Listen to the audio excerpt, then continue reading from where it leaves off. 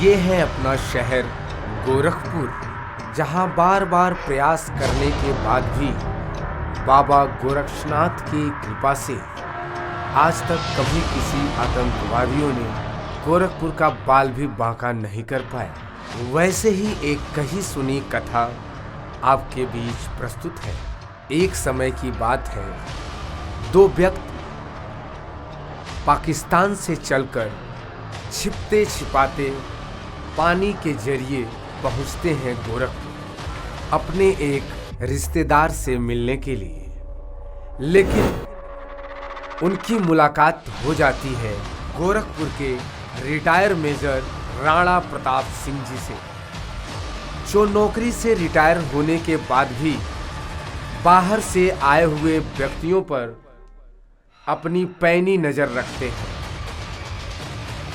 उनकी आंखों के सामने से इंसान क्या परिंदा भी पर नहीं मार सकता था गोरखपुर में। उस बीच ये दोनों व्यक्ति छिपते छिपाते किसी तरह से जंगल के रास्ते अपने रिश्तेदार से मिलने धीरे धीरे आगे बढ़ते हैं। धीरे धीरे जंगलों के रास्ते वे अपने रिश्तेदार के कबीले तक पहुंच जाते हैं। उन्हें यह डर बना रहता है कि कहीं राणा प्रताप सिंह उन्हें देख ना ले। और सिर्फ राणा प्रताप ही नहीं, वे कबीले के एक एक व्यक्तियों से बचते बचाते जंगलों के रास्ते किसी तरह झाड़ियों, पत्थरों, कांटों से जूझते हुए गिरते पड़ते वे अपने इस यात्रा को जारी रखते हैं।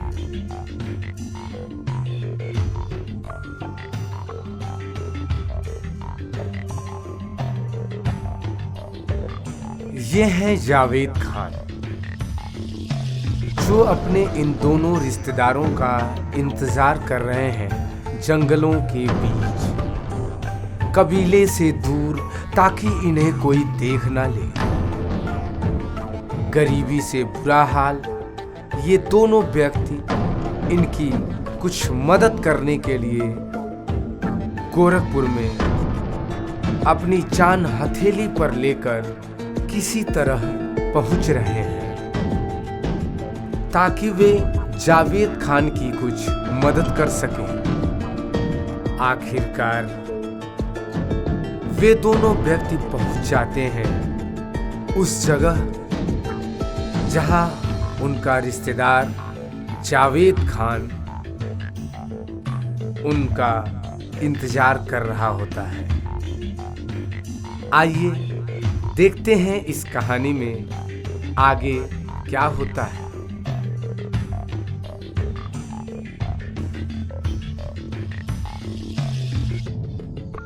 हेलो। हाँ जावेद भैया,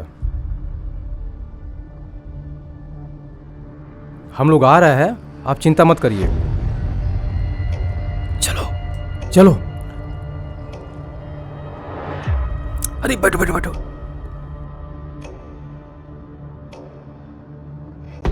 अरे जावेद मियां, अरे अल्लाह, चलो बहुत छुआरा खा रहे हो। अरे यार। अरे साहब, गरीब आदमी है साहब, हमको कहाँ छुआरा खाने को मिलेगा। बहुत गरीब है साहब, बहुत गरीब है। सुना है कि तुम्हारे बहुत रिश्तेदार आ रहे हैं। चलो अब तुमको छुआरा हम खिलाते हैं। चल। साहब, गरीब आदमी को जुट्ठो परेशान कर रहे हैं साहब। छोड़ दो साहब, छोड़ दो साहब, छोड़ दो साहब, छोड़ दो, छोड़ दो साहब। अल्लाह साहब छोड़ दो मुझे, छोड़ दो साहब। साहब अबे साले इधर आओ। अब क्या होगा? एक कौन रिश्तेदार है रे? अरे साहब हम तो जानते तक नहीं है, हम पहली बार देख रहे हैं। एक तुम्हारे बाप के नाजायज औलाद हैं। नहीं, मैं भी इसी भारत माँ का बेटा हूँ। हमारे पूर्वजों ने भी अपने सीने पर गोलियां खाई थी, तब जाकर ये आजादी मिली है। क्या तुम इनको जानते हो? औरंगजेब, डॉक्टर अब्दुल कलाम, डॉक्टर जाकिर हुसैन, मौलाना साहब, ये लोग भी इस भारत माँ को, टीपू सुल्तान, ये लोग भी इसी माँ के बेटे थे, जिन्होंने इसको आजादी दिलाने के लिए अपने सीने पर अंग्रेजों की गोलियां हंसकर अपने सीने खा गए। तब जाकर भारत माँ को आजादी मिली। तुम क्या समझते हो? ये लोग भी इसी भारत माँ की औलाद है। आज चंद नेताओं के चक्कर में, इन चंद नेताओं के चक्कर में हम और तुम बांटे गए। अभी वक्त है उन नेताओं को जाकर समझा दो। हिंदू, मुस्लिम, सिख, ईसाई आपस में हम भाई भाई। धिक्कार है। तुम लोग आतंकवादी हो। तुम लोग के पास इंसानियत नहीं होता है। तुम लोग हैवान हो, हैवान। जब तुम लोग मासूमों का जान ले लेते हो, हमारे देश के सैनिकों को मौत के घाट उतार देते हो, तब तुम लोग सोचते हो अगर तुम्हारे बच्चे को, तुम्हारे बहन के पति को, तुम्हारी माँ को मौत के घाट उतार दिया जाए, तब तुम पर क्या बीतेगी? जाकर उन बहनों से पूछो जिनके हाथ की अभी मेहंदी सूखी नहीं, उसके पति को मौत के घाट उतार देते तुम लोग।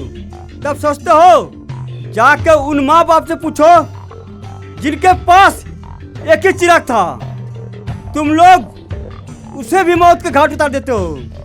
तुम लोग कभी सोचते हो पर इसका जिम्मेदार कौन है? कभी तुम लोगों ने सोचा पाकिस्तान में रह रहा भाई जब अपने भाई से मिलने भारत आता है, एक बाप एक बेटे से मिलने आता है, तो तुम लोग उसे आतंकी घोषित करके मौत के घाट उतार देते हो। लेकिन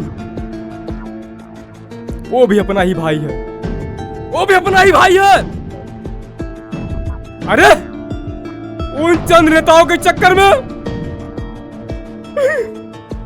हमें मौत के घाट उतार देते हो, हमारे भाइयों के मौत के घाट उतार देते हो, हमें एक आतंकी घोषित कर देते हो। अरे अभी वक्त है अपने पीढ़ियों को जाकर समझा दो। ये चंद नेता अपनी राजनीतिक रोटी सेकने के लिए हमें और तुम्हें अलग कर देते हैं, और अलग कर कर एक दूसरे को दुश्मन बनाकर हमारी हत्या करा देते। अरे पुनः जाकर उन पीढ़ियों से बताओ अभी वक्त सुधर जाए, इन नेताओं के चंगुल से बच जाए, नहीं तो आपस में लड़कर हम लोग मर जाएंगे, अपने भारत को नतमस्तक कर देंगे। इन पीढ़ियों को राजनीतिक चंगुल से बचा लो, नहीं तो आने वाली पीढ़ियां बम और बारूद के ढेर पर, गोलियों के निशाने पर मर करके अपने साथ साथ देश को भी खत्म कर देंगे, देश को भी खत्म कर देंगे। पर हम देश के उन गद्दारों को चुन चुन के मारेंगे। अन्न हमारे खाते हैं, हमारे देश के खाते हैं, हमारे देश से ही गद्दारी करते हैं। वंदे मातरम, वंदे मातरम, वंदे मातरम। भारत माता की जय, भारत माता की जय, भारत माता की जय।